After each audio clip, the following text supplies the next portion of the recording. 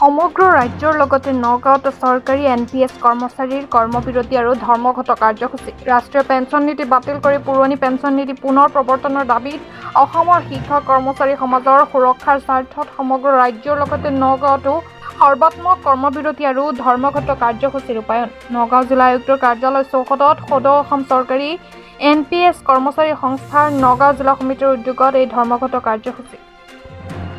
কৰ্মবিৰতি 2018 চনৰ পৰা ক্ৰমান্বয়ে আমি কৰি গৈ আছো 60 বছৰ কাৰ্যকাললৈকে আমি কাৰ্য কৰিম, চৰকাৰৰ হৈ আমি কৰ্ম কৰিম।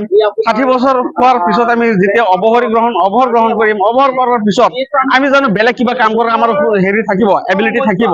নাথাকে, নিশ্চয় নাথাকে। বেলেগ কোনো কাম কৰাৰ যেতিয়া এবিলিটি নাথাকিব আৰু আমি নিম্ন খুব মানে কম পৰিমাণৰ এক পেঞ্চন পাম, সেই পেঞ্চনেৰে আমাৰ ভৱিষ্যত কেনেকে হ'ব? গতিকে চৰকাৰ প্ৰশাসনে কি কাৰণত বুজি পোৱা নাই আমাৰ দাবী বা আমাৰ কথা কিয় শুনা নাই আজিলৈকে এই কথাটো, কিন্তু তেওঁলোকে আমাক আজিলৈকে কোনো মেছেজ যোগে জনোৱা নাই বা আমাৰ লগত বহাও নাই। মানে আমাৰ ইমান ৰিকুৱেষ্ট কৰাৰ পিছতো কি কাৰণত আমাৰ লগত নবহে?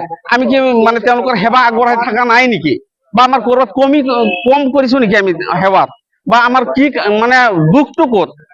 যিবিলাক মানুহ অলৰেডি ৰিটায়াৰমেণ্টত গৈছে তেওঁলোকক এবাৰ সুধি চাওকচোন তেওঁলোকৰ অৱস্থাটো কি? তেওঁলোকে ঔষধ কিনিব পৰা অৱস্থাত নাই, খাদ্য ক'ৰ পৰা খাব? বাৰ্ধক্য অৱস্থাত মানুহে চৰকাৰে যিটো মানুহক অনুদান দি আছে, মানে আপোনাৰ বৃদ্ধ পেঞ্চন দি আছে, যে সেই বৃদ্ধ পেঞ্চনৰ সমান এজন চাকৰিয়াল মানুহৰ মানে পেঞ্চন। গতিকে এজন মানুহ যেতিয়া আজিৰ দিনত আমি যিটো ষ্টাইলত চলি গৈ আছো, অভিয়াছলি আমাৰ হাতখন অলপ খৰচৰ হাতখন অলপ দীঘল। যেতিয়া কালি পৰহি আমি ৰিটায়াৰমেণ্টত যাম, ৰিটায়াৰমেণ্টত যোৱাৰ পিছত এই যদি আমাৰ 500-700 টকা পাব, হয়তো আপোনাৰ মানে আমাৰ ঘৰৰ ওচৰ চুবুৰীয়া কোনোবা এজন মানুহ যদি